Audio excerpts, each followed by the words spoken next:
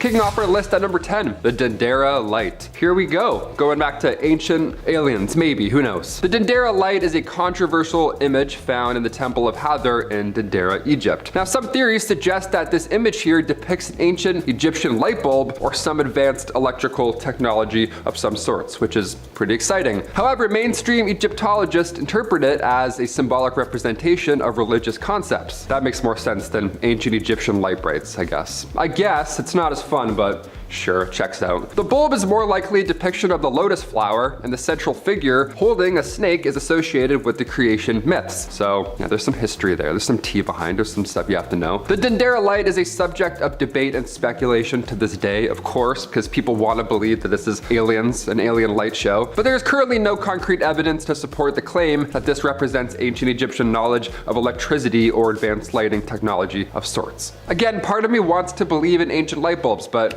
maybe I've been playing too much Zelda. That's probably it. That's probably that, maybe. I don't know. Number 9, beer. Yeah, some pretty good stuff coming up next. Ancient Egyptians, they brewed and consumed beer on a daily basis. Now, they considered it a staple of their diet. Cool, me too, I guess. Beer production was primarily a household activity with everybody in the family helping the process, which is great. What does your family taste like? Let's do it. The brewing techniques here involved fermenting grains, barley, and flavoring the beer with dates, honey, and spices. And pretty much anything you wanted. It's your brew. Get creative. Throw random shit in there. See how it tastes. Why not? It's ancient Egypt. Beer had both religious and social significance. Beer would be offered to deities and consumed during festivals and gatherings. Give a deity a Coors Light, you're like, here you go. This ought to cool you down. Rocky Mountain certified, buddy. Stop yelling, stop cursing our lands. It also provided hydration, nutrition, and a means of socializing in ancient Egyptian society. So hard to say no to that. Twist my arm, please. Number 8. Curses. Of course, these are real. These are very real. And you'll get cursed if you don't hit that thumbs up. Ancient Egyptian curses are a subject of fascination and speculation, of course. Curses were believed to be supernatural powers wielded by priests or individuals to protect sacred sites and or tombs from desecration. These curses often warned of dire consequences for anyone who disturbed the resting place of a pharaoh or violated these sacred spaces at all. The curses were typically inscribed on tomb walls or objects and invoked the wrath of gods and spirits. Ergo, don't touch my shit. Thanks. Many inscriptions contain symbolic threats rather than the direct supernatural actions. So the curse of the pharaohs is mainly associated with King Tut. This curse gained attention when several individuals involved in the excavation of Tut's tomb just died unexpectedly. However, these deaths can be attributed to natural causes or coincidences, of course, but the timing here was it's a little cursed. Nobody really knows, right? We want to believe. Maybe it's fun to believe. That way we won't steal things from the dead, right? Let's go that way. Number 7, a pet hippo. Are you a dog person? Are you a cat person? How about hippos? They're fun. They'll maybe eat you, who knows? Real quick, do you have any idea how fast hippos are? I had no clue my entire life. I thought they were fat and fun and stationary. No, hippos can run as fast as 50 kilometers an hour. Their bite is 3 times as powerful as the bite of a lion's. Yeah, so you shouldn't fuck with them. You shouldn't fuck with them with the PH. The pharaoh Menes was Egypt's first pharaoh. We refer to him as the lost pharaoh because, well, for starters, he was alive a very long time ago, 3000 BC, don't know much about him, but also he was killed by his pet hippo, therefore definitely lost. We lost him fast and loud. This king spent over 60 years on the throne, and after all of that, all the wars and conquest and all the treaties, after all that, a hippo got him. What a shame. I mean, to be fair, I don't think there's a harder way to go out as a king. A hippo kills you? I don't know, that's pretty badass. That's like top 3 coolest ways to die, next to like the megalodon. I don't know. Number 6, Israel Sphinx Claws. Here we got some ancient Wolverine stuff coming in here. The mystery of the Sphinx Claws in Israel. This refers to a set of large limestone claws that were of course discovered near the city of Tel Hazor. Now these claws resemble feline paws of some sort. They're very sharp, very large, very intimidating, and they are believed to have once been part of a Sphinx sculpture. So someone just took a little bit home with them. That's always nice. The origin and purpose of these claws, of course, remain uncertain. Now, some theories suggest that they were brought from Egypt or represent the influence of Egyptian culture in the region. One of the two. Someone stole stole it or someone was inspired, one of the two. Others propose alternative explanations such as symbolic or decorative elements. However, without further evidence or historical context, we don't really know because this was, I don't know, 3,000 years ago. Where did these hands come from? They're scary, but we'll never know. It is fascinating. I just wanted to show you these cool hands. Number 5, fake beards. I can't grow a beard, so maybe I'll just start rocking the fake one, you know, like Hatshepsut. Long before Cleopatra, Hatshepsut was the first woman to obtain power as a pharaoh. She was the 6th pharaoh of the 18th dynasty. There were just a few that were women in total, but during her reign back in the mid 1400s BC, following the death of Thutmose II, she was determined on being portrayed as a male. The pharaoh, fake beard, the massive muscles, historians believe that this was all done as an act of politics. After her passing, come 1458 BC, her stepson took the throne, Thutmose III, and he destroyed everything in her name and image. Well, mostly everything. Now we have this bearded pharaoh that we're pretty sure we figured out. Number 4, acne. Ancient Egyptians came up with an interesting method on getting rid of those pimples, that's for sure. Remind you, this was long before Dr. Pimple Popper was ever a thing, so again, creative. Physicians back then discussed pimples as these elevated spots with black tops that can plague your skin from 4 to 5 years. And by squeezing these spots, you force out the maggot inside. Yeah, blackheads were called maggots back then. Imagine your partner, hey, can you get this pimple on my back? Yeah, I think I got some maggots in there. I don't know. I'd be sick. See ya, now we're single. They would refer to severe cases of acne as maggots that lie in a bed of roses. Hey, if a physician ever told me I had maggots that lie in a bed of roses on my persons, I would faint. That's the scariest news I've ever heard in my life. That's some bad news, man. Dermatological disorders were thought to be human skin taking on the properties of animals. Yeah, oh, you have acne? Are you sure you're not turning into a bird? Maybe it's that. Come back next week. Ancient Egyptians would use honey, vinegar, turpentine, and emulsion of bitter almonds, all to get rid of acne, hopefully. Sorry, maggots, not acne, maggots. All to get rid of maggots. I'm gonna go throw up. Number 3, prosthetics. The ancient Egyptians were a culture of firsts, and some of their achievements we still have no idea how they were able to accomplish. Like the pyramids, I couldn't tell you. Could you? Didn't think so. Hit that thumbs up. We're both wrong. We're both learning. It's very likely that some of the first ever prosthetics were used in ancient Egypt. How fascinating. Imagine being the first guy to make a toe, a fake toe. A female mummy who was discovered near Luxor had her death dated somewhere between 950 and 710 BCE. And she was also found with a prosthetic toe made from wood and leather on her person. While this of course is a wonderful cosmetic replacement, and it's no secret that the ancient Egyptians certainly valued aesthetics, it seems as though this prosthetic toe was completely functional and was actually used to help this woman walk. The toe, after it was discovered, had significant signs of wear and tear, which then inspired experts to start a study, look a little further. And they did. So they took participants and tested their gait, both with and without the use of a replicated toe. And in ancient Egypt, the common footwear were sandals, and walking in them would have been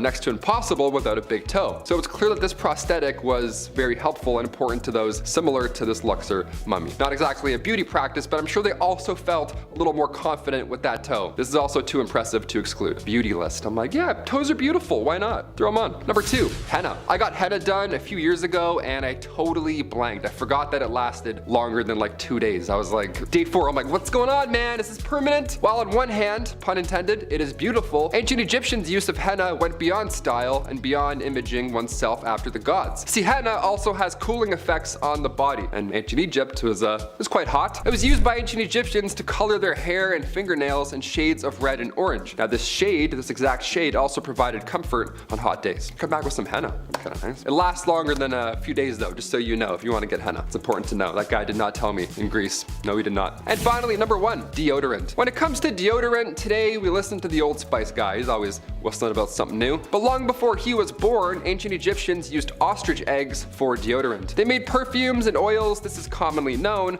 but they were also the first to use any type of a deodorant, like underarm deodorant. It was so impressive. Ostrich eggs mixed with a little fat and tamarisk and tortoise shell and then nuts, mix them all together and bam, there you go. You're ready for date night. Just apply all of that on your body. Another method was a little more yummy than ostrich eggs and nuts. See, Egyptians would also use porridge balls. How creative is that? Flavored porridge rolled up and safely tucked in your underarm right there on your little smelly chicken wing. This morning I had some deodorant just crumble apart when I was applying it. You ever have that happen? Turns to feta cheese all of a sudden mid-application. Now my bathroom sink looks like a Greek salad. Smells great, but not practical. Might have to go back to the porridge ball method. Who knows? Maybe I have one right now. Maybe that's why I haven't moved this arm the whole time. Who knows? Number 10, Hathor.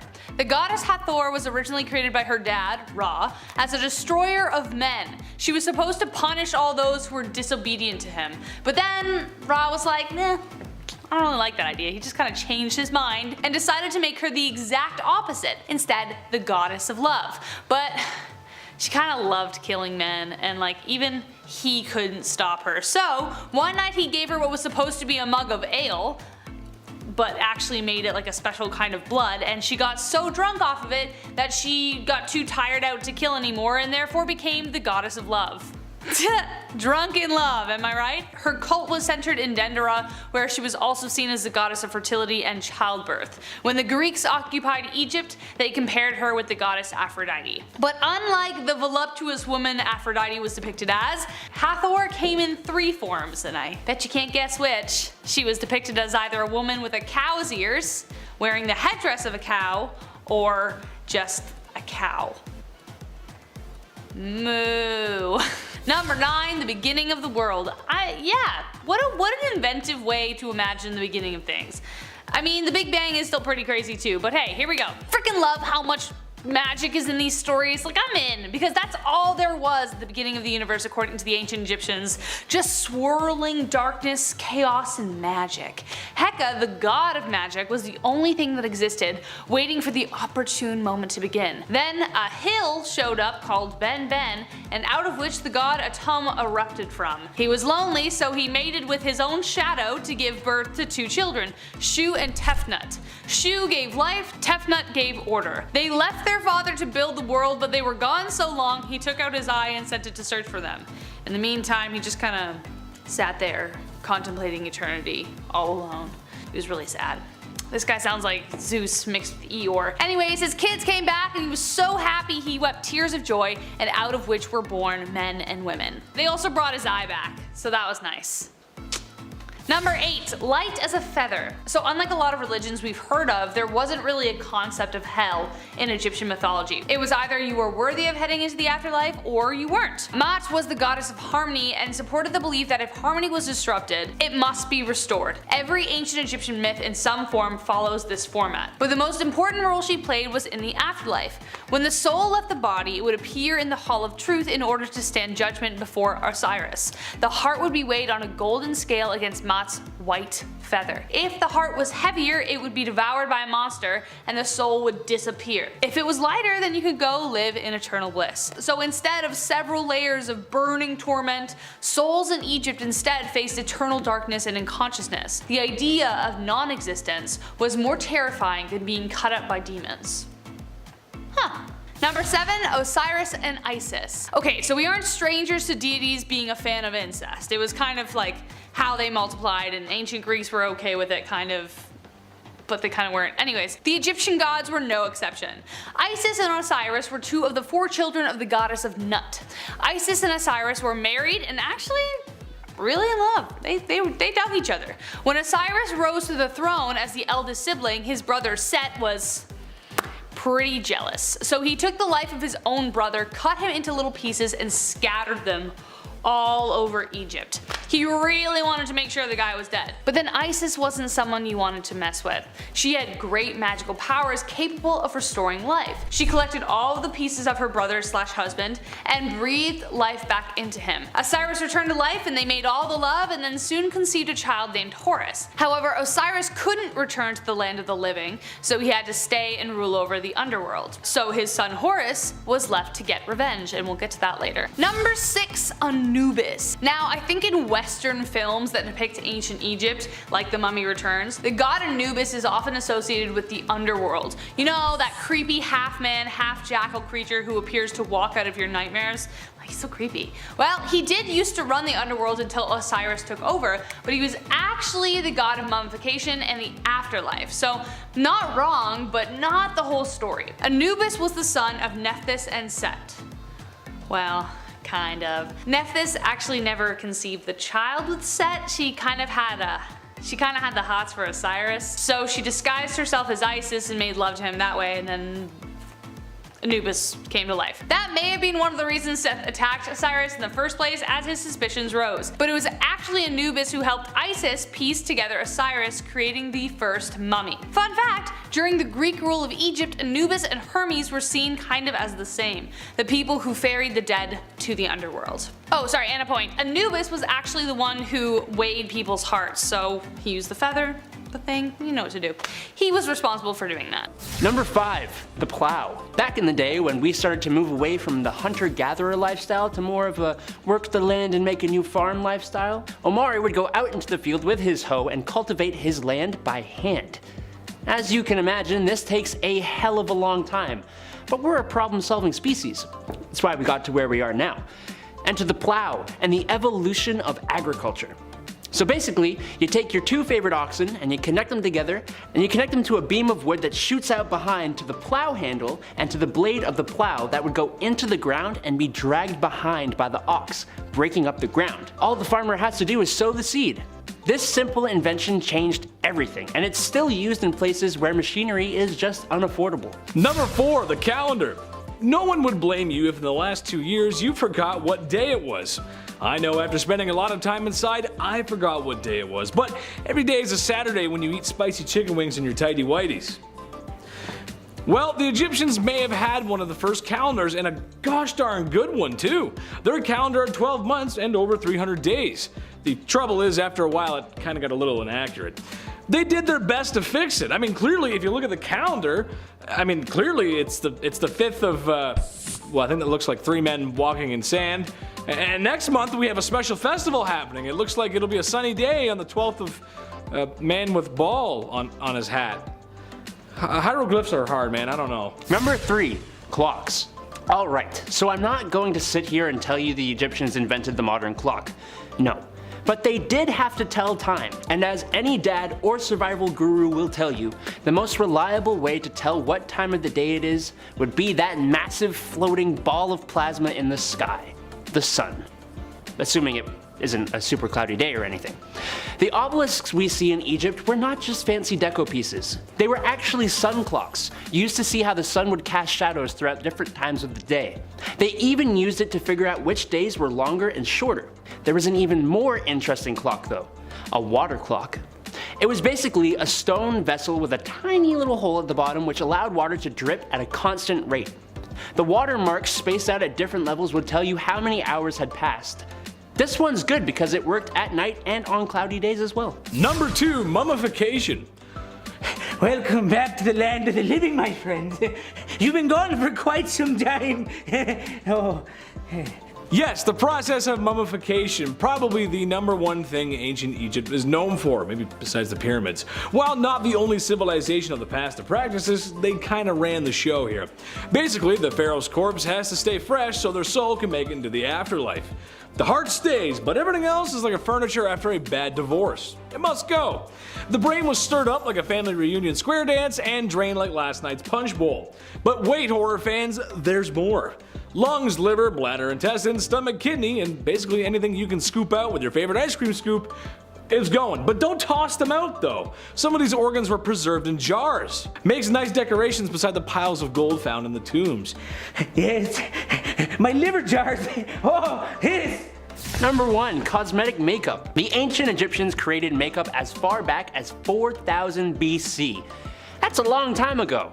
And that's how long we've been obsessed with our looks. Yikes. Their makeup actually served more of a purpose than just looking good though. The eye makeup they used specifically was believed to cure eye diseases, which wasn't true, and would protect them from the evil eye, which, I don't know, could have been true. Kind of like the ink, they would use soot, but they would combine it with a lead mineral called galena to create a black substance they called coal. That's K-H-O-L, not C-O-A-L. They had multiple colors actually. They would make green makeup by combining malachite with galena. Now, if you saw our bizarre beauty products and history video, you probably know that lead, even lead minerals like galena, aren't really great for you. But hey, anything in the name of looking good. Number 10. False doors. Okay, right off the bat, imagine searching for a lost Egyptian tomb, alright? Imagine you've spent years of your life dedicating to this research, and then you find a door. You find an entrance carved into the wall, and this is it. What lies beyond? It's time. You try and carefully open it with a team of archaeologists, but it won't budge, because it's a fake door. It's a false door. Yeah, just a Looney Tunes door. Somebody juked you out 4,500 years ago. Gotcha. Their spirit's been waiting that long to be like, nice, idiot. Alright, we can go. We're good. False doors in Egyptian tombs were quite common in ancient Egyptian times. But if we look elsewhere throughout history, we find false doors in ancient Rome, in both tombs and the interior of homes, so that ought to be confusing for any house guests back then. It's also important to note that Egyptian culture was influenced by Mesopotamian architecture, so we've had fake doors around for a while now. A lot of confusing people for thousands of years. Ancient Egyptians believed that these false doors were a connection to the dead, and that spirits were able to travel here and there throughout living and death. Most false doors can be found on the West Wall because Egyptians believed the West to be the land of the dead. Number 9. The Tomb of User. Back in March 2010, the Egyptian Supreme Council of Antiquities released this photo. This 6-foot-tall slab of pink granite was carved over 3,500 years ago, and this door was found near Karnak Temple in Luxor, and originally it belonged to the chief minister of Queen Hatshepsut back in the 15th century. Now, User was a high-ranking official and held the position of vizier for 20 years at that time, so in turn, he got his own fancy tomb located on the west bank of the Nile. Remember, Egyptians associate the West with the land of the dead. That's going to come in quite a few times in this video. The actual slab of granite, this door, was found far away from its home. It had been moved thousands of years later and ended up in an ancient Roman era building. Never thought I'd have to say this, but don't steal doors from the dead. Got it? Okay, let's move on. Number 8, Alexandria Black Tomb. What if we found a tomb and then just opened it, you know? What if we found a mysterious black granite tomb in Alexandria, say back in 2018? Do you think it would be wise to just open it because we're curious?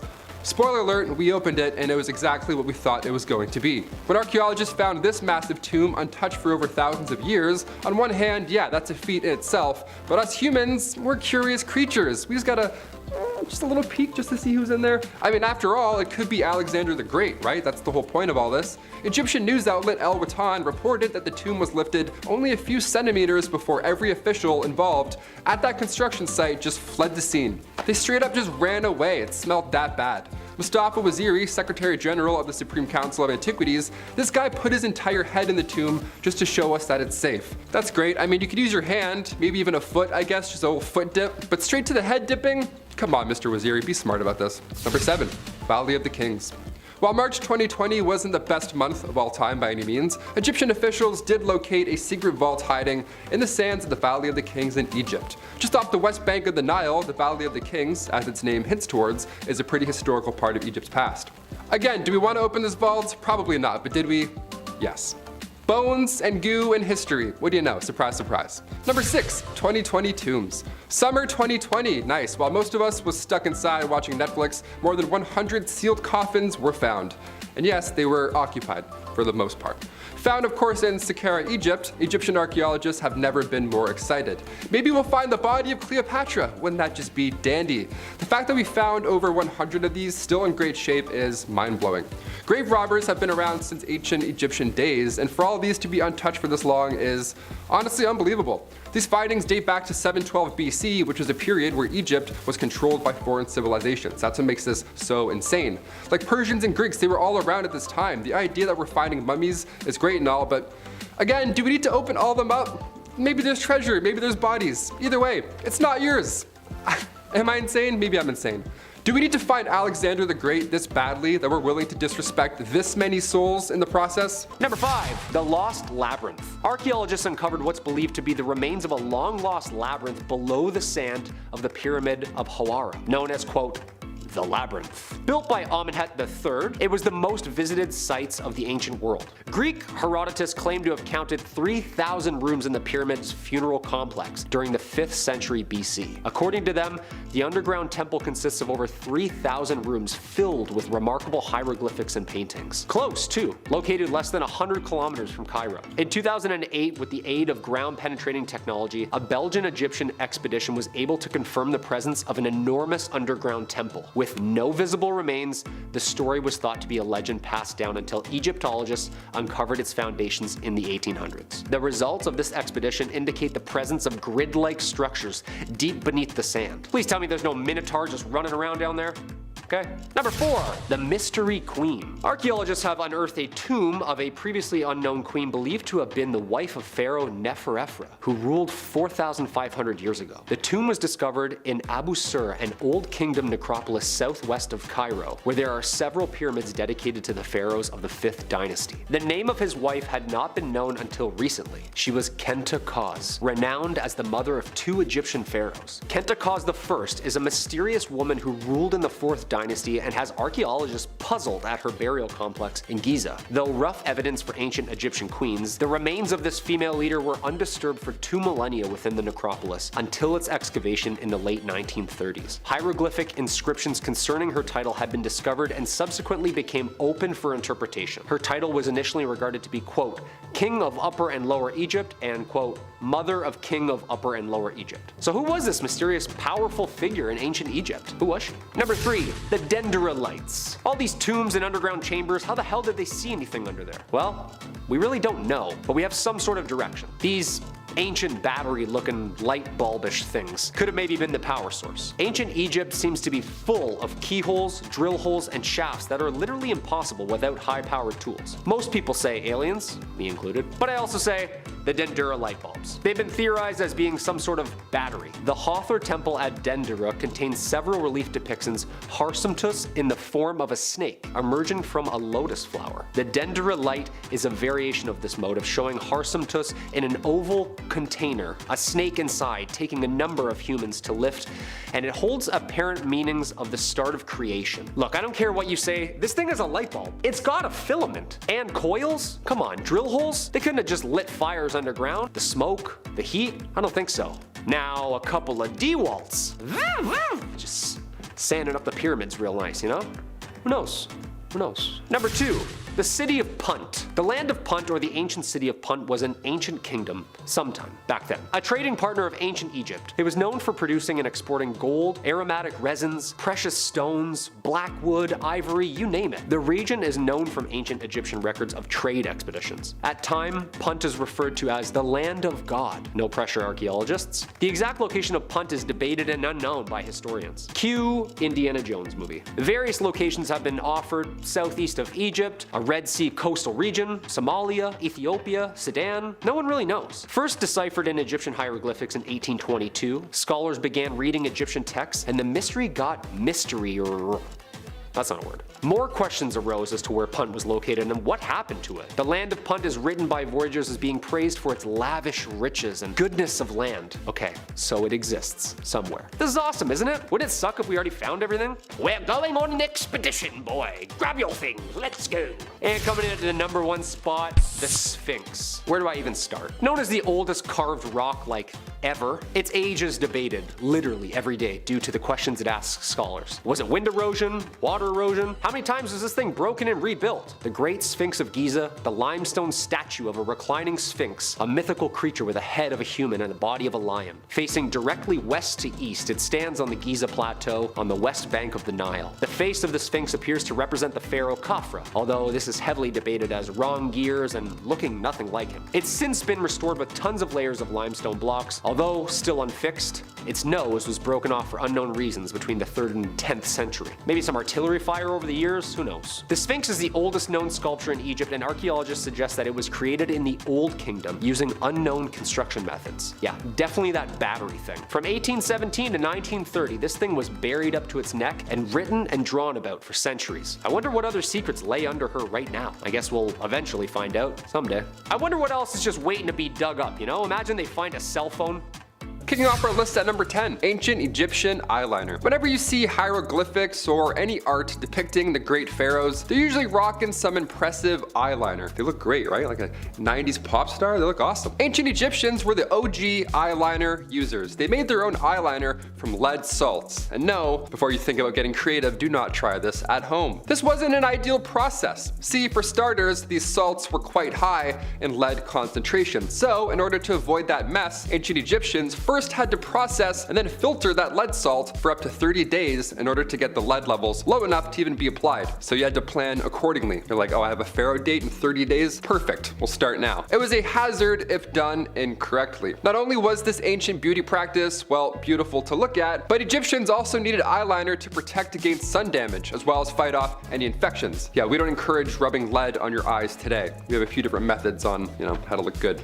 I think. None of them include lead, hopefully, ideally. Number 9, hair gel. Back in my day, in high school, I had to use Dippity-Doo Extra Hold hair gel. Yeah, I showed a scale on the side. I always got the 5 out of 6 hold. That was good. 6 was too much. Nobody ever did the full 6. That's crazy talk. But in ancient Egypt, we didn't have styling, spiking glue, and blasting free spray by DJ Pauly D. No, we have that today, unfortunately, but back then, a little different. Back then, ancient Egyptians loved styling their hair, but again, before DJ Pauly D was born, what is a pharaoh to do? If the Great Pyramids are any indication, they knew something that we didn't. Ancient Egyptians knew how to keep their hair in one place all day long. And that heat too, how do you do it? My curls? I'm jealous. Their hair styling gel was made with shea butter and coconut oil. But more often than not, they would replace coconut oil with almond oil. So this was a completely natural and strengthening styling gel. Cut to today, we have whatever that is. Psst, ice spray. That's awesome. DJ Pauly, psst. No. Number 8, coffee scrub. I love coffee. I don't think I love coffee enough to do a coffee face scrub, but hey, never say never. I'll try anything once. Ancient Egyptians would use coffee scrub to reduce inflammation, improve blood circulation, and since it's a ground up material, it's gonna remove those dead skin cells at the same time. Next holiday season, grab your aunt some coffee scrub. Just tell her how it reduces puffiness, improves the skin's texture, all that good stuff. It'll give you that youthful pharaoh look that you've been going for, you know what I mean? Merry Christmas, here you go, coffee on your face. Using grounded coffee powder to exfoliate your skin sounds like a new idea. It's certainly a hot trend today. But before TikTok, ancient Egyptians already knew these benefits. Damn, I'm gonna get a coffee scrub. Maybe I'll do it. I don't know. After I'm done this cup, I'll just rub it on my face at my desk and see what everyone says. Number 7, dead sea salt. You'll never feel more alive than when you use dead sea salt. Here we go. Ancient Egyptians were ahead of the exfoliation game. Dare I say, they invented it. Not only were coffee scrubs a necessity, but salt from the Dead Sea was one of the most popular ancient Egyptian skincare products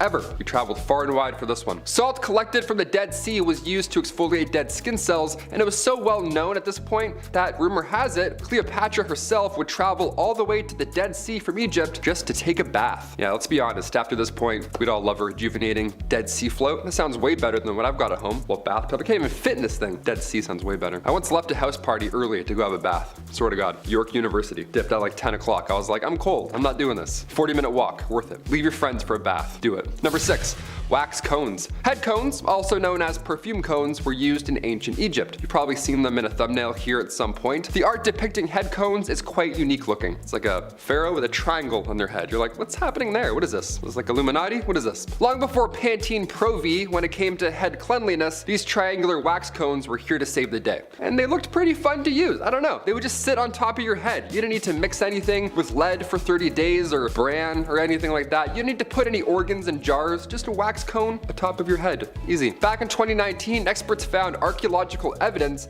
that they were in fact used. So yeah, not just a glyph. Real life history. So I have to bring this up. Men and women alike would wear this cone, and your body heat would slowly melt the wax cone down and through your hair. The cone itself was made of oils, fat, resin. It would be placed on their wig or directly onto your head, and it would keep melting and refreshing all day long. It's like a little candle almost. A nice little human candle. Nice little Egyptian man candle. As fascinating as ancient Egyptian culture is, I don't think anybody misses wax cones. It's a little easier nowadays. I'm too tall too. I can't have a wax cone. Are you kidding me? It would hit this mic. No way. Number 5, bloodletting. The practice of bloodletting was common all over the world, but it may have gotten its start in ancient Egypt. It's a quite simple procedure, really. Black bile out of whack? Lose some blood. Can't stop coughing and sneezing? Drain some blood. Been possessed by demons and now they curse and haunt you as they run up and down your bloodstream? Drain some blood. The question is, however, was this really helping? The short answer, no. No, it wasn't. Besides feeling lightheaded and going pale, this didn't really achieve much, since the days of old were filled with all kinds of other ailments that would easily end someone's life before the spooky demons running up and down someone's bloodstream ever would. I don't feel good. Oh, we better bleed Grandpa again. I don't know, like what? Number 4, plastic surgery. Hey, there's nothing wrong with a little cosmetic surgery. I for one feel that if it'll make you feel better, go for it. Feel better about yourself. Do it. I don't think there's any shame in that.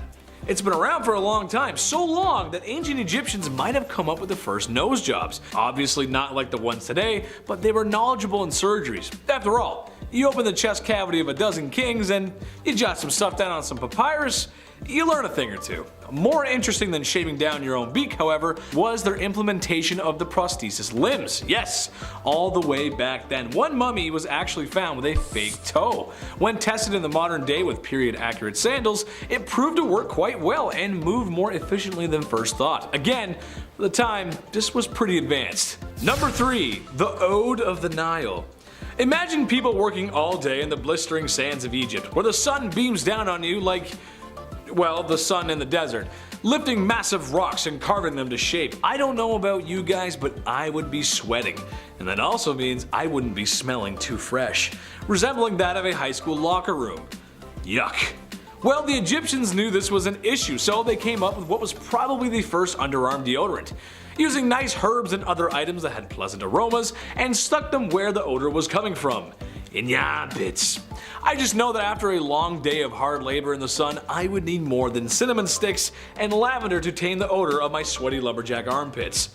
That's just how it goes. Number 2, the Egyptian Brazilian. The 70s have come and gone, and a popular trend today is to be hairless. Everywhere. Even in places where you didn't think it was possible to grow hair when you were younger. Egyptians took it upon themselves to remove all their hair. Well, at least most of it. Not because the Nile River had nice beaches, but because of lice. Oh, yuck.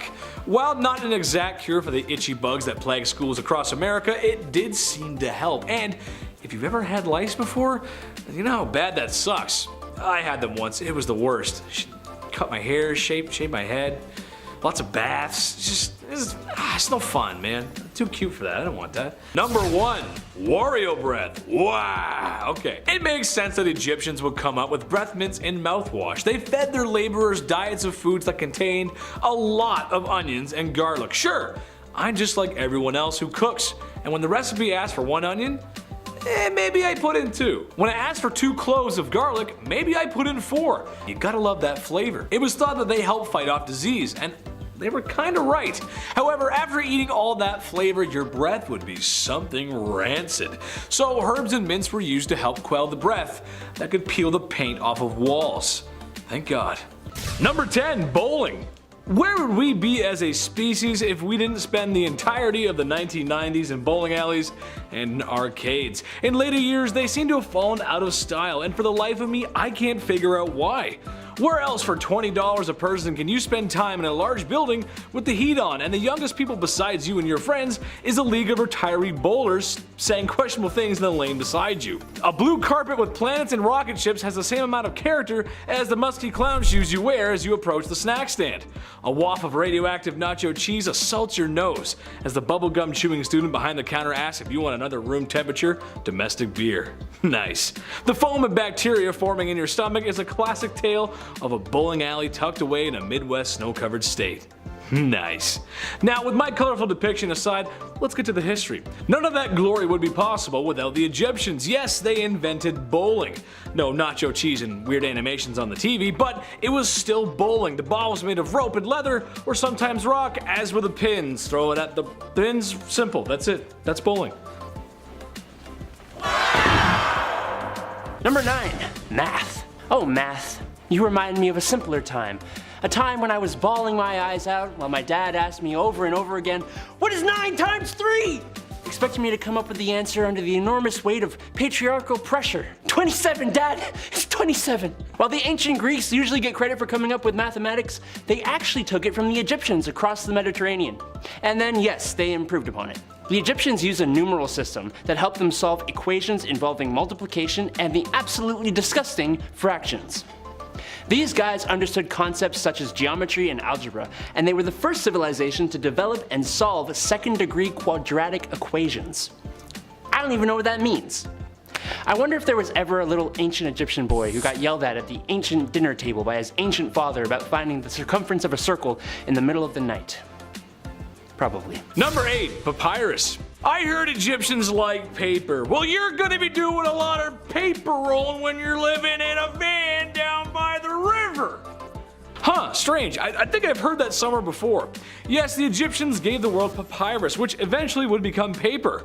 Writing stuff down before this was very difficult. It was inscribed in clay or stone tablets. That's hard.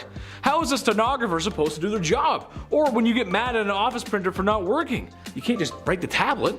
We've all been there before, and if I were to make a list of the most important inventions of all time, paper would be on that list. Number 7, black ink. So you make papyrus paper, but what the heck are you gonna use to write on it? Ink. You're gonna use ink. Obviously. That's right, the ancient Egyptians actually invented ink. Now, they weren't the only ones, the Chinese also invented ink around the same time as well. But this video ain't about them. The ink used by the Egyptians was made from soot and ash from burning wood or oil mixed with water. Some of their inks even contained lead that would help ancient Egyptians bind the ink to the paper. But they didn't just use black. They had red inks made from iron-based compounds as well as blue, green, white, and yellow. It was a colorful place, and they were likely a colorful people. Number 6, the haircut. A little off the top, Ramses. Honestly, it's time for me to get a haircut too. Is there any mommy out there willing to cut a blue-eyed boy's hair? I wish. I could go for some home cooking too. Anyway, I digress. Yes, the Egyptians very well may have invented the haircut or at least regular grooming practices. Having long hair just wasn't in their culture, and honestly, in the hot sun and sands of Egypt, can you blame them? I don't think so. When I was younger, I used to have my head shaved. I thought it looked good. It kinda did, but the main reason I did it was because it kept me cool. It was functional. It may surprise you that yes, we got hot summers in Canada.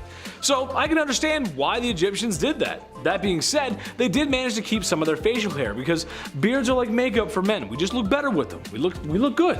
It's a good look. Number 5, loincloths. Going back to ancient Roman and also ancient Egyptian times, the loincloth was used by all.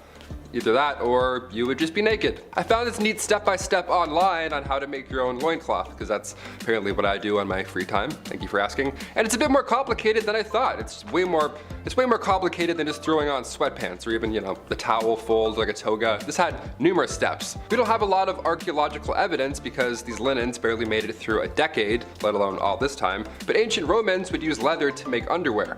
That's a fun little fact right there. Hot goat skin wrapped around your waist in the hot sun. We love it. We still use leather today when it comes to undergarments, but I'll let Adam tell you about that one another time. That's more of an at-home one. Number 4, food as medicine. Trying to prevent bad things before they happen, it is a very human skill to have. And when it comes to preventative medicine, the Egyptians had some methods. One more obvious solution is diet. Eating the right stuff truly does help lead to a longer life, but eating the specific right stuff can directly prevent certain issues. As a prime example, the laborers that would build the massive iconic structures we know Egypt for today were kept fed with diets that include a lot of onion, garlic, and radishes. Now, I don't know if the ancient Egyptians knew the chemicals these foods contained, or if they just put 2 and 2 together, but onions, garlic, and radishes contain why did I do this to myself? Contain allistatin, allicin, and raffinine, which are very helpful when it comes to preventing diseases in the super crowded working and living conditions the laborers existed in. That allicin really helps. Another example would be to cure night blindness. In these circumstances, doctors fed their patients powdered liver, which is rich in vitamin A, which is a vital nutrient for vision. Again, I don't know if they knew it contained that specific thing or if they were just like, I eat liver and I can see better. Discovery! Number 3, acne. Ancient Egyptians came up with an interesting method to getting rid of those pimples. Now, this was long before Dr. Pimple Popper was ever a thing, and physicians back then discussed pimples as such. Ready for this? They called them these elevated spots, with black tops that can plague your skin for 4 to 5 years. But by squeezing said spots, you force out the maggot inside. Yeah, blackheads were referred to as maggots. That's what they thought they were back then. Imagine your partner, hey, can you get this pimple on my back? Yeah, I think I got some maggots, thanks. No thank you. That's pretty horrible. That's a horrible reference. They would refer to severe cases of acne as maggots that lie in a bed of roses. I would faint. I would be so sick. If a physician told me I had maggots that lie in a bed of roses anywhere on my body, I would throw up. I'd pass out. I'd be so upset. Dermatological disorders were thought to be human skin taking on the properties of animals. Yeah, you have common acne? Maybe you're turning into a pigeon. Who knows? Ancient Egyptians would use honey, vinegar, turpentine, and emulsion of bitter almonds, all to get rid of acne. Yeah, sounds like a horrible alternative. I would much rather just have acne. Maggots? Dude, I'm done with this channel. I'm out of here. That's so gross.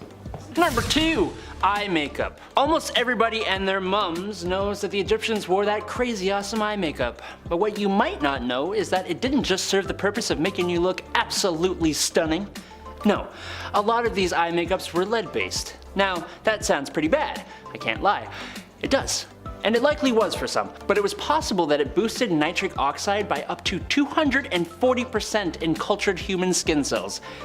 I don't know what cultured human skin cells means, but that's the quote. If you know, let me know down below. What the heck does nitric oxide do? Well, that I do know. It helps to boost up your immune system to fight diseases, which, guess what?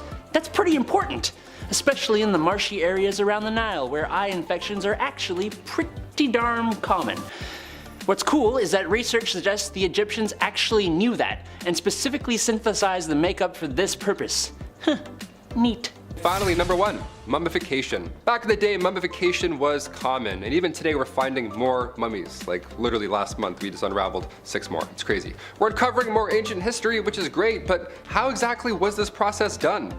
We're talking about back maggots and stuff. What did they think about this? How did this even begin to be a thing? Well, it wasn't cheap for starters. Being mummified was reserved for the rich. It's a pretty brutal process as well. What you would do is you would put a hook, they would put a hook in your nose after you'd passed away, and then they would pull out your brain and all that just squishy stuff, just out all through this thing right here. And then they would cut the left side of the stomach open, remove all those goods, all the organs, boom, see ya, gone. And while those are drying, you would put your lungs and liver in jars. And then you would put the heart back in the body. And then you would wash the insides out with wine and spices, all that stuff, turpentine, turpentines, all the thymatines, just all in there, washing it out. Then you'd cover the body in salt for 70 days. That's a long time. But around day 40, you would stuff it with sand. Now come day 70, finally, that's when you wrap them in the mummy bandages. Then the sarcophagus awaits forever, really. And then there's just jars of organs also stored in your burial chamber. Now we don't do it. It's not as fun anymore. We don't put our organs in jars. We don't stuff anyone with sand. We should. You know what? We should bring back mummies. Let's just do it. I think it's time. Yeah. Number 10. Construction. We can't talk about ancient Egypt and the mysteries still unsolved there if we don't start on how the hell these things were built. And also, it's not just like 3 pyramids. There's 118 of these things. When did they have time to construct all of these? Ropes? Pulley systems? Yeah, I'm not convinced. Ramps?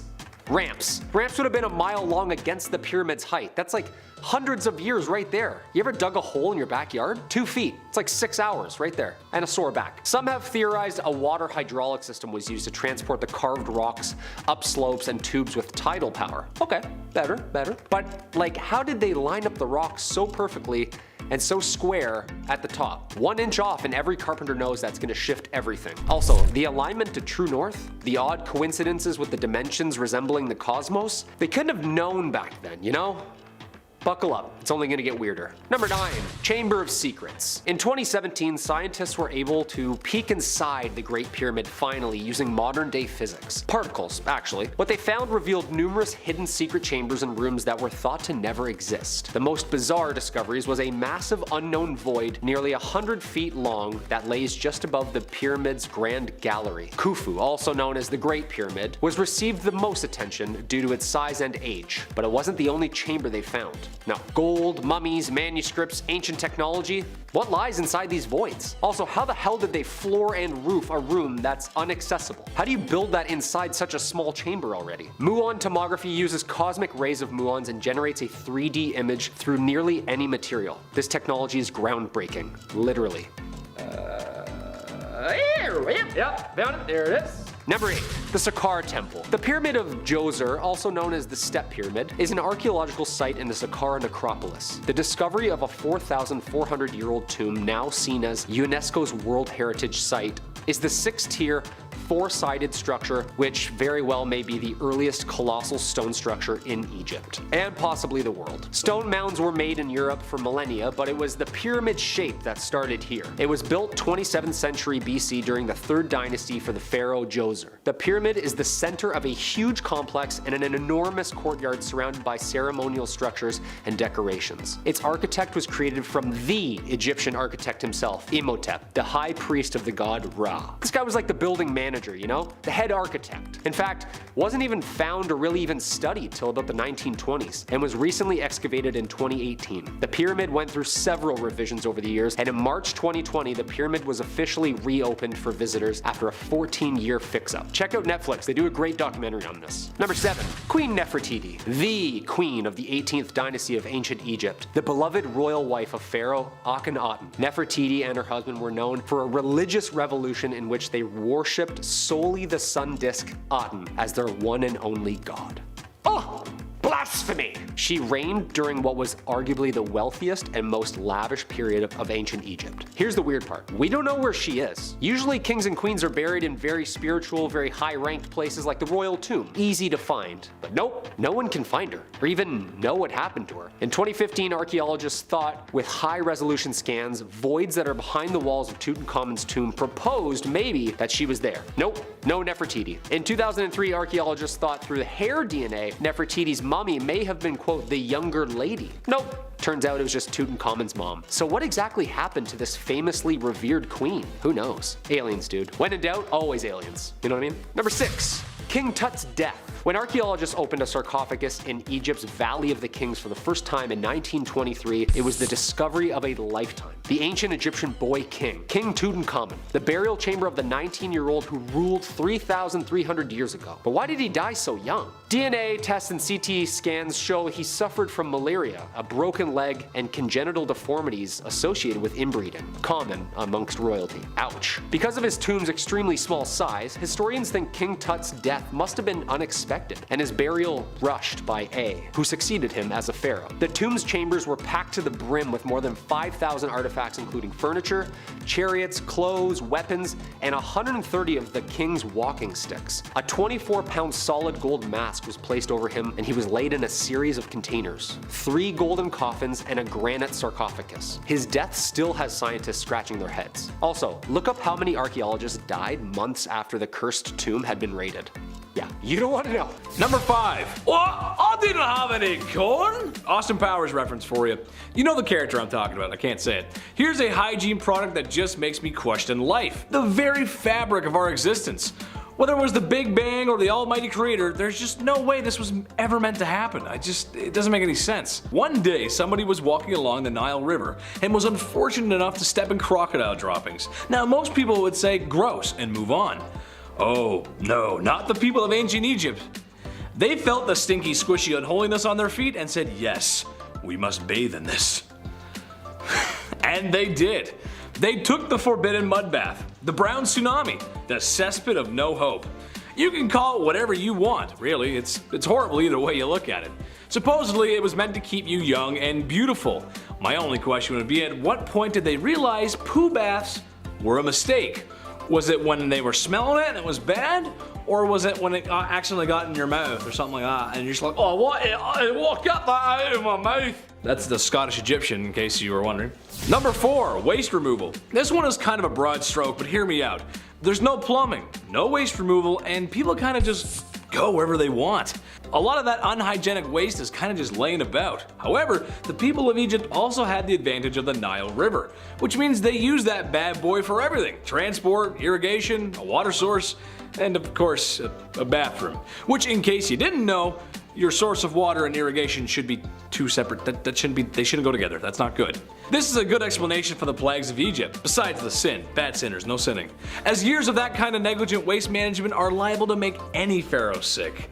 Don't mix your water with the poo, don't do that, that's bad, don't do that. Number 3, sunscreen. This should come as no secret to anyone out there, but with my rosy cheeks and fair complexion, I would not do very well in the suns of ancient Egypt. Honestly, I don't know how Luke Skywalker lived on Tatooine with those twin suns. Without a little copper tone action, you know what I'm saying? The Egyptians had an answer to that problem, however. Not the whole living on Tatooine part, that just kinda sucks no matter what. Blue milk is weird. They had a makeshift sunscreen using rice bran extracts and a few other ingredients that were meant to help protect against the sun's rays. How effective was it really? Not sure, cause the only stuff I'm willing to test out is the real stuff.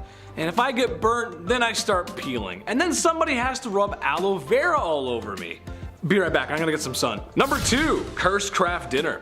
You've got no plumbing in your palace, and it's time for dinner. So how does an Egyptian royal make his favorite pot of KD without water?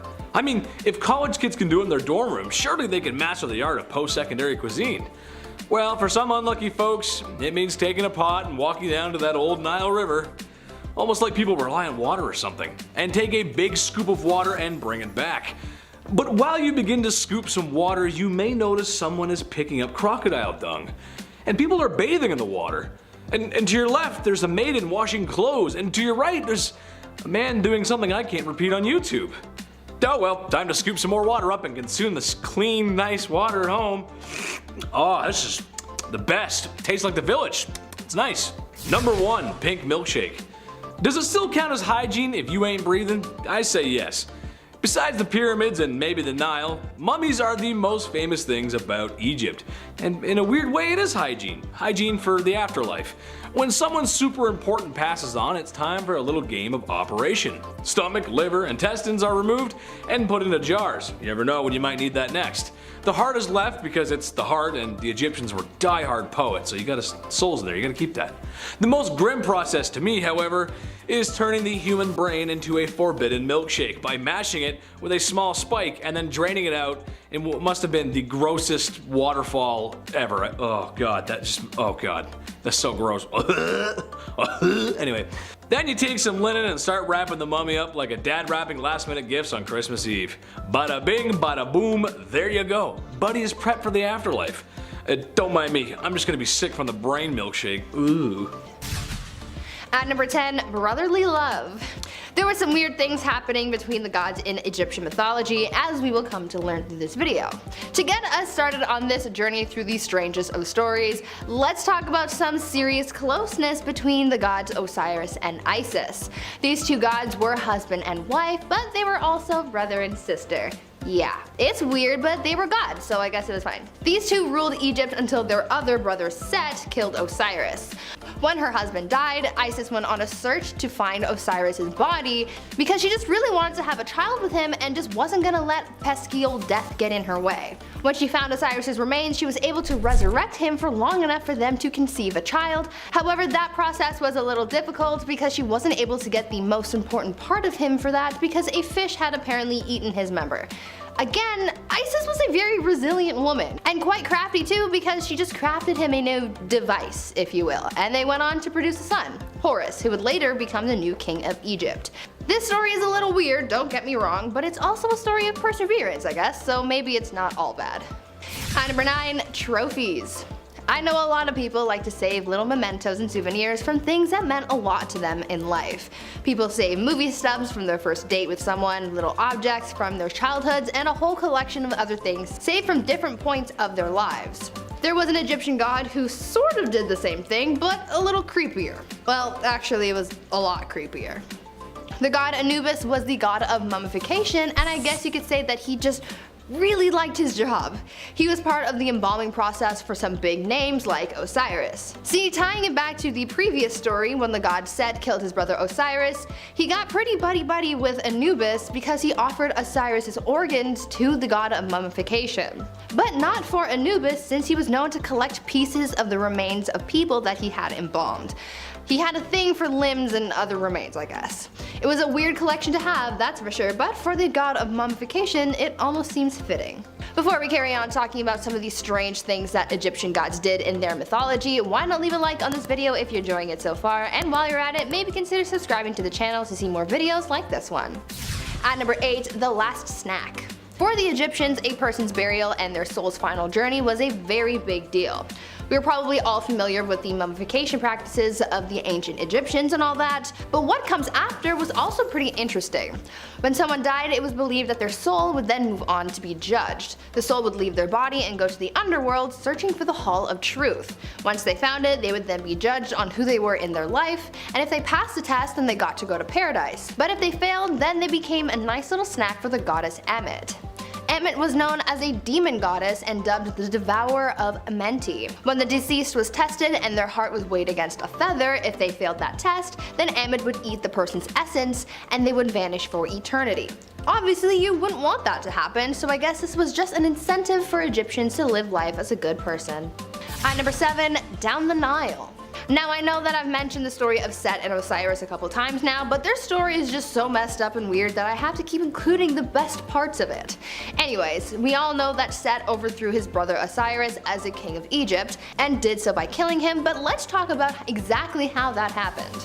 Set was a really jealous guy, and he resented his brother for being king, so he devised a plan to trick his brother into a coffin.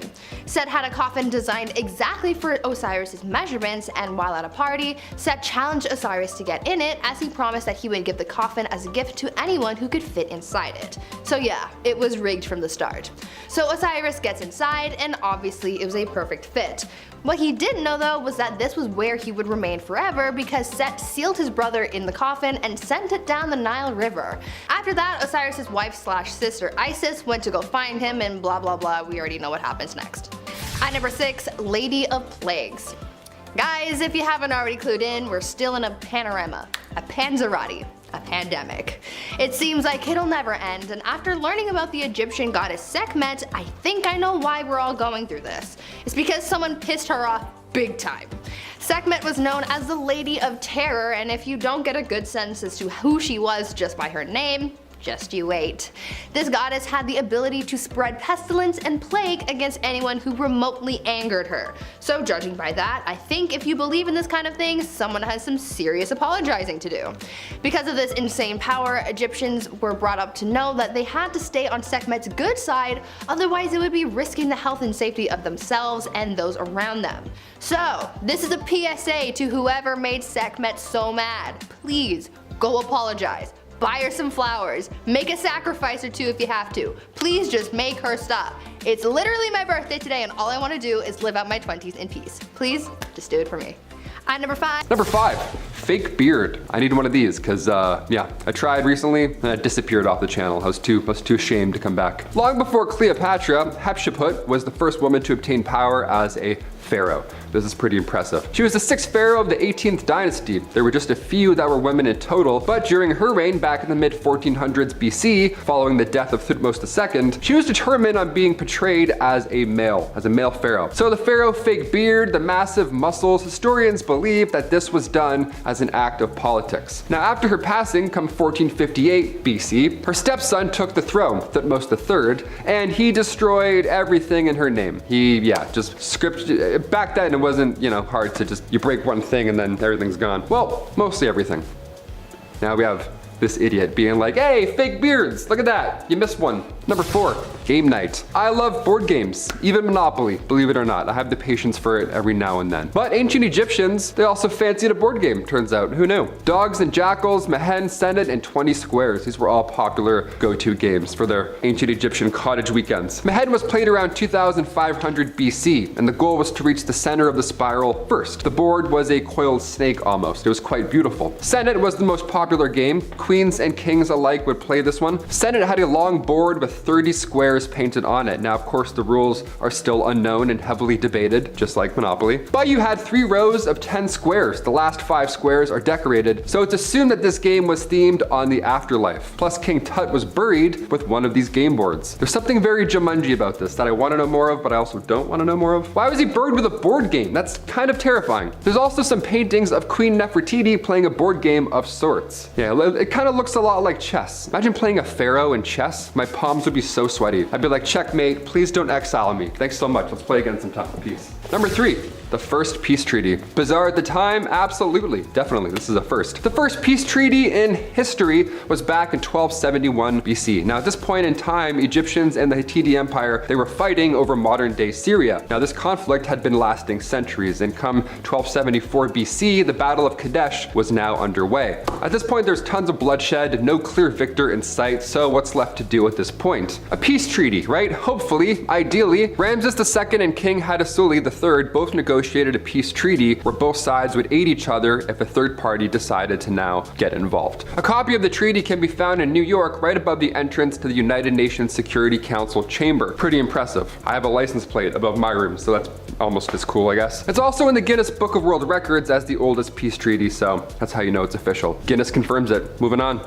Number 2, renewed passport. Now I'm thinking about where my passport is and I'm immediately panicking. I'm like, oh, which shelf? Ooh. Before our big bad haunting number 1, we'll do a fun one with some recent history. This is cheeky. Passports are important and they're a pain to replace. But did you know that you can still get one even if you've been dead for thousands of years? Well, now you do. You just have to be a pharaoh though. That's the only rule. You have to be a pharaoh or some sort of king. Pharaoh Ramses II. We just talked about him, one of ancient Egypt's greatest rulers. He got a passport back in 1974. Insane. The same time my grandma did, probably. After being exhumed and put on display for so long, it was decided that it's now time to send this lost king off to Paris to get touched up. Now, obviously, you're not going to list this pharaoh king as luggage. That would be super disrespectful. So the Egyptian government gave Ramses II his own official Egyptian passport for his commute, with a photo.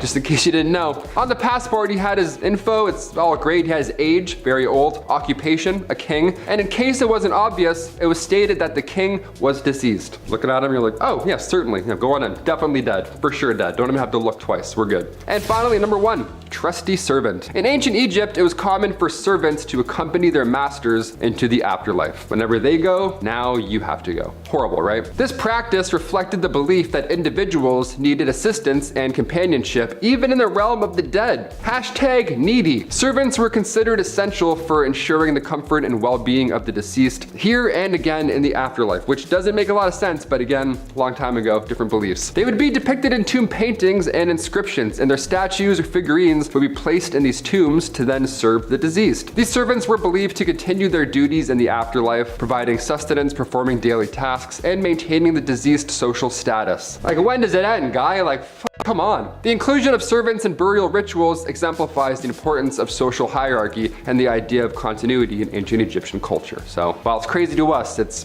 very important then. And it's quite important now. Fucking crazy, but it's still pretty important. Number 10, no lice. You know in elementary school when they would check everyone for lice and one poor sucker had to get their head shaved and walk around as that bald kid for like a month and would probably get bullied? Well, that ain't gonna happen back in ancient Egypt because everyone shaved their heads to avoid lice back then, and priests would shave their whole bodies, just like Michael Phelps. Instead of having actual hair of their own, they would wear wigs. Wigs sometimes made of human hair. That honestly was a lot better in that harsh desert sun. Lice and other little pests like that, like fleas, were not wanted. And yeah, they still aren't, but it led to some honestly interesting solutions. For example, a warm potion of date meal and water was believed to drive away fleas and lice. They would use cat's fat to keep away mice, I made a rhyme, and one that probably actually did something was when they used a solution of natron, water, and salt in their humble abodes to eliminate and repel fleas. Number 9, ancient sunscreen. As soon as summer comes around, game over. I burn so easily. That's why I'm a fan of winter. I don't have to keep applying sunscreen to my face all day, all night, and feel like I'm about to faint, obviously. Canada gets quite hot. But how did Egyptians beat the heat in ancient times? What was their trick? They didn't have banana breeze, SPF 90, whatever the hell it is. Ancient Egyptians valued their skin as a symbol of beauty, right? You think your morning skincare routine requires a lot of work? Think again, Laura. Their routine was written on tomb walls and scrolls. Rice bran containing UV absorbing gamma oryzanol was used to block the sun off. Yeah, it was that hard. Jasmine as well helped repair sun damage, and ancient Greeks as well. They used olive oil as sunscreen as well as ancient Egyptians, which as far as UV protection goes, it did absolutely nothing. You'd be burnt and extremely dehydrated, but also you'd have some nice tan lines and you wouldn't be as pale as me, so it wasn't all bad. Number 8, the finest of cosmetics. The cosmetics of ancient Egypt were not just for looking good, they were for feeling good too. Like on the inside. Now, as such, those professionals who made the stuff took it pretty seriously. Not just because of a passion for the art, but also because they'd be judged pretty damn harshly if they did a bad job. If they sucked, it would mean having the whole neighborhood give you a bad reputation. And in the cosmetics business, just like show business, it's all about that reputation. It would also mean some harsh judgment from the big boys upstairs, meaning the gods when you met the afterlife. So yeah, they wanted to do a good job. And to meet that end, they would try and use the finest of ingredients, as they should when people have to put this stuff on their skins and right next to their eyes and stuff. Number 7, deodorant. Before the Old Spice guy was born, what did people even do to smell good? What happened? Deodorant was actually first introduced to the public back in the late 1800s. It was called Mum. It was a cream that used zinc oxide. It was stored in a metal container, nothing like Speed Stick at all. It wasn't discreet or anything. It was bad. But ancient Egyptians, even worse. They had to use ostrich eggs when it came to smelling good in the pits. They made perfumes as well and were among the first to use any type of deodorant, so that's a pretty good start. Thank you. Thank you so much, ancient Egyptians. Hence the ostrich egg factor. They had to start somewhere. They mixed a little fat, tamarisk, tortoise shell, and then nuts, and bam, there you go. You're ready for the day. Just pop it on. Another method was a little more yummy than the ostrich eggs and nuts method. Egyptians would use porridge balls. Yeah, flavored porridge rolled up and securely tucked under your arms. Honestly, that seems like a better alternative. Sometimes when you put antiperspirants or like deodorant on, it gets like it all crumbles apart. It's like feta cheese all of a sudden. You're like, what happened to this stick? I would rather have porridge balls than just call it a day. Boom. Number 6, get this man a Tic Tac or something. Just like I use mints to cure my nasty tea breath, which I argue is worse than coffee breath, the ancient Egyptians used breath mints to keep things fresh. Honestly, they actually sound kinda good. Frankincense, cinnamon, melon, pine seeds, and cashews put together, ground up, and bound together in candy using honey. Just heat that bad boy over the fire and let it cool, and boom, breath mints. I like it. I like it a lot. These breath mints would be made commercially by those fine cosmeticians and dentists. Or they could even be made at home. Some archaeological finds of bowls, jars, and other dishes suggest that they may have been candy dishes that would hold the lovely tasting little suckers. Always gotta keep things fun, fresh, and flirty back in ancient Egypt. Breath mints would certainly help you do the trick.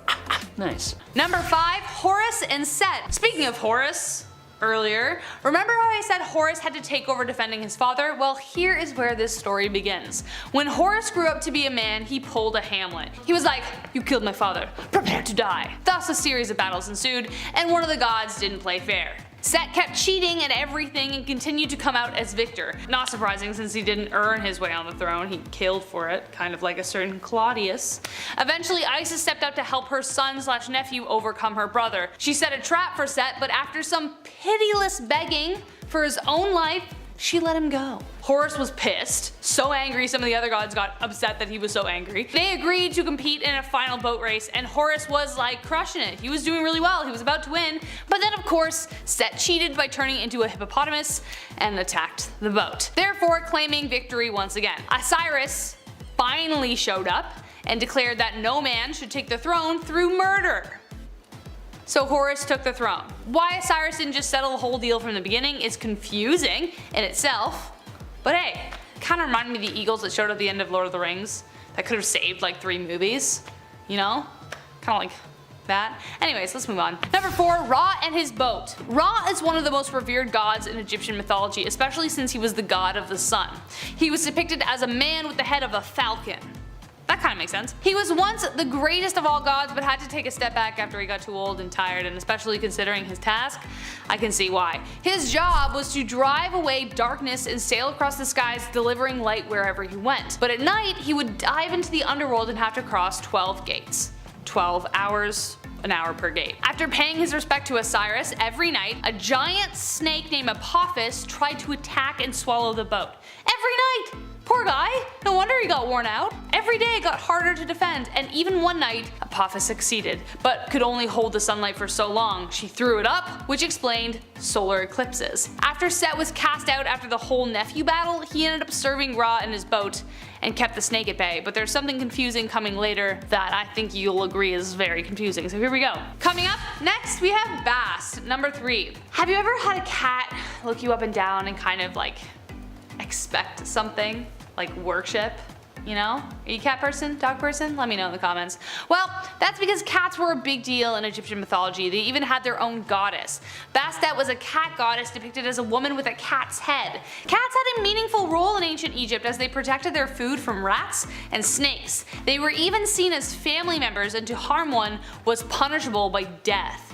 Legend says that sometimes cats would enter burning buildings to save their families. If they died, the goddess would bring them back to life, hence the idea of cats having 9 lives. There it is. Now here's where things get confusing. You know that story I told about Ra? Well, apparently Bastet was in the boat with him as well. During the day she would ride with him, and at night she would turn into a cat and then defend the boat from Apophis the snake. But I thought that was Set. So many conflicting things. I saw like a couple different stories who said each thing was different, so who knows. Number 2, Jeb and Nut. Yet another sibling partnership. We have Jeb and Nut. They fell deeply in love and could never be separated. They were that couple who would like constantly be like, oh my god, stop, right next to each other at dinner, you know what I mean? Jeb was the god of the earth and Nut was the god of the sky. A previously mentioned god, Atum, found their union inappropriate, so he pushed Nut into the sky far away from Jeb. He just didn't like being a third wheel. Jeb and Nut were close enough to see each other, but could never hold each other again. And she gave birth to Osiris, Isis, Set, and Nephthys. Some say Horus too, but I don't think that's true. Number 1, the treasure thief. Okay, I don't know how I feel about this story, okay? This doesn't really feel like harmony is in balance, but anyways. The treasure thief ends in a way I really didn't expect, and I'm not sure you will either. Long ago, a great pharaoh with a wealth of riches decided to build a pyramid in which to keep them safe. One of the builders was wise to his plan and decided to find a way to claim them for himself. He built a stone vault with a hidden entrance covered by a slab so he could get to the riches. But unfortunately, he fell ill before he could return, so he told his sons of his plan. The sons headed to the pyramid in the dead of night, following their father's order. But unbeknownst to them, the pharaoh had laid booby traps and one brother was caught in one. Not wanting to be found or interrogated, revealing his other brother, he told his brother to chop his head off. Ugh, that he did. Loyalty? I don't know. The pharaoh, upon finding the body, hung it up in the town square in the hopes of like weeding out whoever's it belonged to. But the other brother, being so clever, got the guards drunk and stole back his brother's body in the dead of night. The pharaoh was like, I'm not even mad, I'm just impressed. He gave the thief a pardon, summoned him to the square, and gave his daughter to marry him. Yeah dude, you tried to steal my jewels? Don't worry about it. Have my daughter, because you're so talented at your job. Great work. Number 10, snake eyes. Well, not exactly snake eyes, but after extended use of belladonna drops in the eyes, you would probably wish that a snake bit you in the eyes. Belladonna is poisonous. It's no calzone, red flag. But yet it was still used by Egyptian royalty. Basically, the drops of poison would dilate your pupils, and that would be considered to be beautiful. For some reason, I guess, okay. Extended use of the drops had terrible side effects for the user, blindness being one of them. You gotta remember, folks in this time have no social security, and the best doctors can do for you is tell you to go take a bath in crocodile dung. And to pray to the gods for more, I guess. Sure, okay. So to avoid that tragedy, go for the natural look and avoid the eye drops. You'll thank me later. Number 9, more eye stuff. Thought I was done with the eye stuff? Ah, well, guess again, amigo. I ain't done yet. I've got lots more to say about that. Okay, maybe a little. Eyeshadow and eye color. Some ladies today would say no special outfit is complete without it, and honestly, I have to agree, ladies. Sometimes y'all do some stuff with your eyes that makes me say, damn, you look good. Damn, you look good. However, some ladies might be cautious to slap some color on their face if they knew the origins of the product. As for the royalty of Egypt, eye makeup was in. Seemed to be a trend. However, they weren't so cautious of where their makeup got its origins. Egyptian eye glitter had 2 key ingredients: applicable powder and bugs. Yeah. You know the super colorful ones that are like really big and you wouldn't want to be around? Yeah, those, beetles, scarabs, and pretty much anything you could find. They would then crush them into a heavenly pulp and smear it all over their royal faces. I have issues with spiders and wasps as it is. I have no interest in wearing them whatsoever. I actually hate wasps. That's just, even just crushing up a bunch of, and just, oh, this is good. Oh, I love this. This is the best. Yeah, no, don't do that. Number 8, sweet traps. When you're royalty of one of the most successful empires and civilizations in human history, it means you ain't gonna lift a finger. Less than any other celebrities do today, probably. So what to do with all that extra time in your hands instead of living like everyone else? Well, how about a picnic? That sounds nice, actually. Sounds great, right? Except when we bring out all of our favorite treats. The flies and bugs bother us, and we can't look beautiful if we're covered in bugs head to toe. How did the Egyptians fix this, you ask? Well, it's simple. Don't let the bugs bite you in the first place. Basically, you get one of your forced volunteers, maybe a couple actually, and you slather the poor devils in honey, till they look like your favorite pastry from Tim Hortons. Place said glazed serving away from the picnic, and now you can enjoy it in sunshine and peace. The screaming of being eaten alive by bugs might dampen the mood, so just wear earplugs, it's fine. You stay over there and just get eaten, it's fine. No problem. No problem. Number 7. Unhooded Sith. Circumcision is important in a lot of cultures of yesterday and today. Now at this channel, my job is to come out here every week and make you laugh. So to the men out there who still have their Jedi robes, imagine every day of your life you got sand in places that sand shouldn't be. Anakin Skywalker's worst nightmare, and honestly explains why he hates sand so much. But perhaps one of the reasons Egyptians used this hygiene service was to stop sand getting in their wiener's one-eyed bandit. There's no showers, nothing to really get it out once it's in there. That's no good. I guess you could take a dip in the Nile River, but there's too many crocodiles in there, and who has the time to jump in the Nile River when they're busy being forced to build large structures that will stand the test of time? So you better line up, fellas, or be cursed to feel like Anakin Skywalker for the rest of your life. The prequel one too, not the cool animated one, the one that whines a lot. That one. You don't want to be that one. Number 6. Nice dentist. Turns out not all Egyptian dentistry is completely awful. It turns out they may have come up with the first toothbrush. Other civilizations had examples of one too, so it's hard to tell exactly, but the Egyptians had one. But one thing they did have over everyone else were Tic Tacs, or breath mints actually. Honestly, this makes a lot of sense. Imagine it was Valentine's Day, you just walked past a large pyramid. There's sand in places on your body where sand just shouldn't be. When you notice the smell of your breath, and it's something awful. But not to worry, because you purchased breath mints from the market. Yes, that's right. Now smooching with your Egyptian sweetheart can go on without a hitch. The mints were made from nice smelling herbs and mints, sometimes roasted over a fire to form little candies. An ancient Egyptian solution to an ancient Egyptian problem. Kinda like that one actually, kinda nice. Could put a mint in, it's kinda nice. Number 5.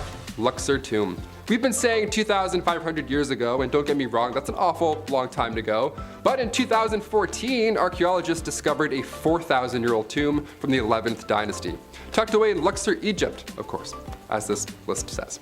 Spanish archaeologists found a tomb belonging to a leader from the 11th dynasty, and it's pretty obvious that this was somebody from the royal family or somebody who was a high-ranking official, because at the time, Luxor was the capital city of ancient Egypt, and officials also believed this tomb could have been used as a mass grave. The important thing to note here is that the tomb had also been used during the 17th dynasty, because tools and utensils from that later time were also found in this grave. We're gonna find a spork in 5,000 years and be like, ah yes, ancient tools, interesting. Number 4. 210 sarcophagi. So we thought it was a pretty big deal when 160 bodies were recently discovered in Egypt. This was back in September 2020. Over 160 coffins were found. Wild, right? Well, those are rookie numbers, turns out. For this one, archaeologists found 210 sarcophagi near Queen Nefertiti's funerary temple in the city of the dead, Saqqara. Yeah, there were over 160, surprise. Maybe next time you check in with us, that number will be even higher. Who knows? Hopefully, / maybe hopefully not. I don't know how I feel about this. This was January 2021. We probably would have seen it on the news, but that was when 768 people were storming the Capitol, so the news was a bit busy, I guess. Thanks. These sealed coffins were untouched for thousands of years. They went from finding 160 to finding 210. That's incredible. According to the ministry, the sarcophagi were completely closed and haven't been opened since they were buried at all. They opened a few though, of course, just to analyze and display them, but that's it. Yeah, leave the rest. I'm not focused on ancient curses or Brendan Fraser having to come out and save the day. Just let dead people lay where they are. Let them rest. The amount of effort gone into hiding and preserving their memory alone, I mean, look how long it's taken for us to even find these things. It's almost like they didn't want to be found. Number 3, the ancient curse. The walls of some of these tombs have warnings from the gods, which is a lot.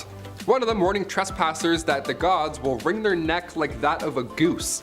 Also, if I walked into somebody's property now and it said trespassers' necks will be wrung out like a goose, I would turn back. I wouldn't want to investigate further. I would just walk away. You don't need to be an ancient god to get that message across, you know what I mean? But inside the found tomb of the Vizier Ankhemour, a pharaoh's official from 4,000 years ago, a curse was written. Buried in a mastaba, an above ground massive tomb, was this warning. Might do against this, my tomb, the same shall be done to your property. It also warns of the vizier's knowledge of secret spells and magic, and threatens to fill impure intruders with a fear of seeing a ghost. Yeah, there's that, or beware of dog. I don't know, you can pick which is more impactful on your property. Sure. Number 2, the animal tombs. This tomb was found, as you may have guessed, in the Valley of the Kings. You're getting good, nice. But this one doesn't sound like the rest. I mean, for starters, it's a number rather than a name. What in the Elon Musk is happening here? Whose name was a number, huh? KV52 was discovered in 1906 by Edward Ayrton. Tomb KV50, KV51, and this one, KV52, they all form a group referred to as the animal tombs. Underneath 6 feet of debris, the entrance to these vaults were found, so when we enter this tomb, specifically KV52, that's been untouched, ideally for thousands of years, we can look forward to finding anything. In fact, whatever we do find, it's a win. It helps complete this age-long puzzle. So when officials opened KV52 and it was completely empty, well, that doesn't feel too nice. Something here is wrong. It was empty except for 2 boxes. Both were black and undecorated, which is odd considering what we've learned on this list. The larger of the 2 contained the remains of a monkey, and the smaller one was a canopic chest that had 4 compartments in it. Hauntingly bare compared to what else we've seen on this list, but it gets a little better. We're not done yet. Finally, number 1, Queen Nefertiti's hidden chamber. When researchers are 90% sure about something, that's a pretty good sign. You only say you're 90% sure of something when you know for sure. You leave 10% in case anything else goes wrong out of your control, right? 90%, that's confident, we got this. So when Egyptian authorities said they're 90% sure there's a hidden chamber in King Tut's tomb, well, we got a little jazzed. Got some jazz hands going on. Not gold, jazz hands. Back in 2015, a paper was published on the burial of Queen Nefertiti. Archaeologist Nicholas Reeves argued that while conducting scans on the ancient site, Reeves found what resembled traces of doors beneath the plaster. Now, it's been considered previously by archaeologists that King Tut's mask, having ear piercings and all, suggests that at that time, that tomb and that death mask was actually meant for Queen Nefertiti, not King Tut. But because King Tut died suddenly when he was 19, plans had to quickly change. 90% sure is good enough for me. What do you guys think? Comment down below all your thoughts. Number 10, mummies. This should come as no surprise to anyone, but yeah, mummies. While not the first and not the last civilization to mummify their friends and family, ceasing to exist, they are probably most known for it. Well, that and maybe the pyramids. The pyramids are pretty cool, I guess. The process of mummifying or preserving the body was thought to be important for the soul during the afterlife. If the vessel or your body was not intact, then your soul could get lost. Therefore, if you want the pharaoh to live forever in the afterlife, then you must pickle and preserve the mighty king.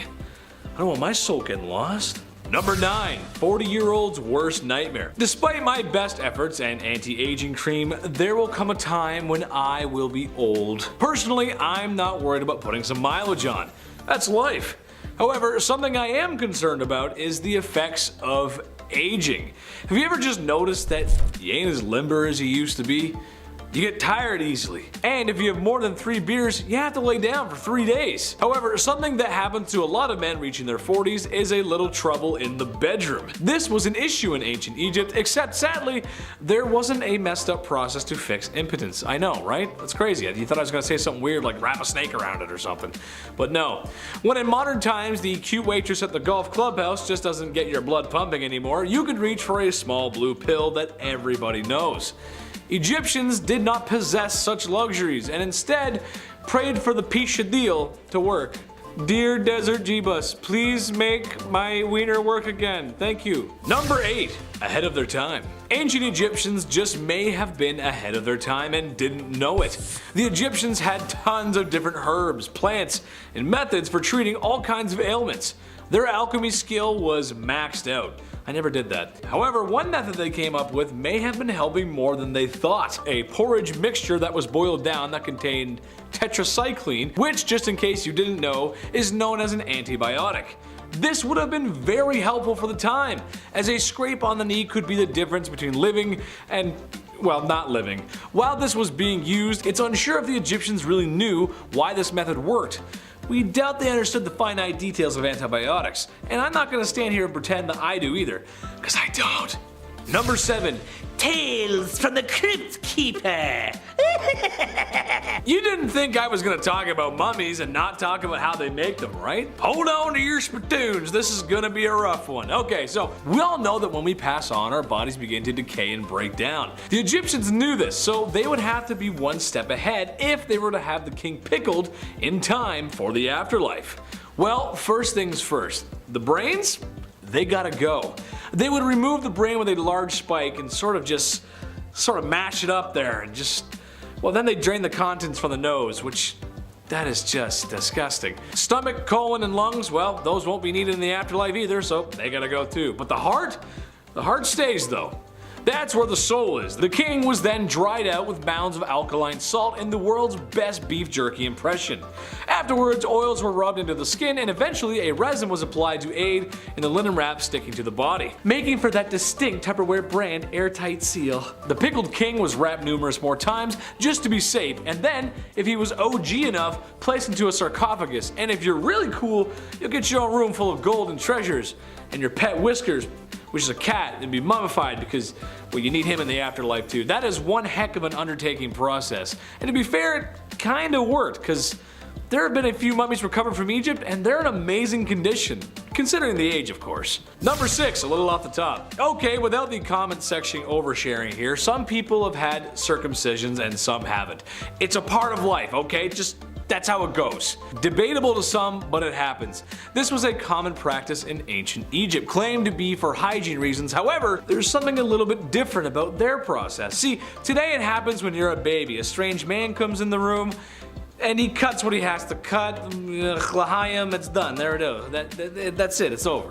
Egyptians waited a little longer, however, closer to the age of 12 or 13. Can you imagine just chilling in the field one day, and then some strange dude grabs you and slaps you down on the table and makes a withdrawal from you to meat and veg? I talked to the chief today, and he just said that's not it. Don't do that. 5. Kitty love. We all know that the Egyptians loved cats. Why? I don't know. I honestly can't see why you would worship those angry little fur devils, but hey, to each their own, I guess.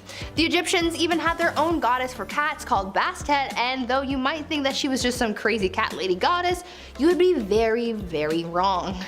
Bastet had a dark side to her and was known as the Lady of Dread or the Lady of Slaughter. Kind of fitting for a name for a cat goddess, since they are also evil to their core. She was known to kill other gods like the god Apophis, whom she slaughtered by cutting off his head. Regardless of her dark past though, the Egyptians still worshipped her, and many even worshipped her by bringing her offerings of mummified cats to her temple.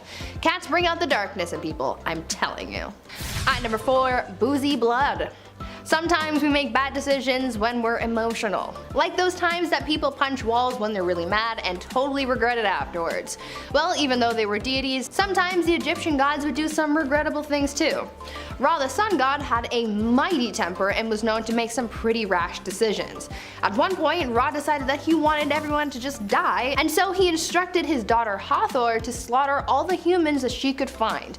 Hathor was totally on the same page and was like, okay, bet, and went off to kill some humans. Luckily for humanity though, Ra came to his senses and had a change of heart, but by the time he caught up to Hathor, she became so bloodthirsty that there was no stopping her. So in an attempt to trick her into stopping her killing conquest, Ra filled 7,000 jars with beer and gave it to Hathor, who then became so drunk that she just gave up on her mission and decided not to kill everyone. Now they say that alcohol can't solve all your problems, but in this case it certainly did.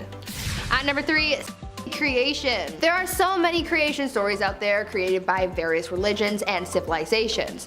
One of the more bizarre creation stories, however, belongs to the ancient Egyptians because their first god did something a little weird to create life as we know it. These ancient people believed that their very first god, Atum, created himself, and as such he had no wife and literally no one else to potentially procreate with, and so to create his children and thus create humanity, he pumped the hose and released humanity, if you get what I'm saying here. If not, you're too young to be here. Anyways, out of his pleasurable process, he created his kids Shu and Tefnut. This legend also created the term the god's hand and was used to refer to women back in ancient Egypt, since Atum's hand played the quote-unquote female role in the creation of his offspring. But yeah, I guess you could say that Atum was very pleased with what he created. At number 2, giant snake. There were a lot of strange animals in Egyptian mythology, one of them being a giant snake. The Egyptian god Apep was a giant snake who had some serious snake beef with their sun god Ra. They were polar opposites, Ra being the light, literally, and Apep representing darkness, chaos, and evil. One day, Apep just seemed to have had enough with Ra and all of his sunshine, goodness, and positive vibes, and just swallowed him up. He gobbled up Ra and the sun, leaving the world in complete darkness. Luckily, the other gods were there to save the day, and they had to slice Apep's belly open to free Ra and restore light to the world. This evil danger noodle lost this battle, but at least he got a taste of that spicy meatball in the sky. And finally, at number 1, a hearty meal. There are two sides to every person. Some people are nice on the surface, but they have a dark core that they keep hidden from the world. And the same could sort of be said for the Egyptian god Khonsu. You see, the gods were seen as helpful, but people also feared them, for good reason. I mean, these guys could pack a punch, and Khonsu was one of those guys with a serious dark side. Khonsu was the god of the moon, and was also seen as the god of healing. Sounds super positive and all, however, he was also known to eat people's hearts. Yeah, human hearts were a choice snack of his, but he was also known to dine on the hearts of select gods as well. He definitely isn't the guy to mess with because you might become his next hearty meal.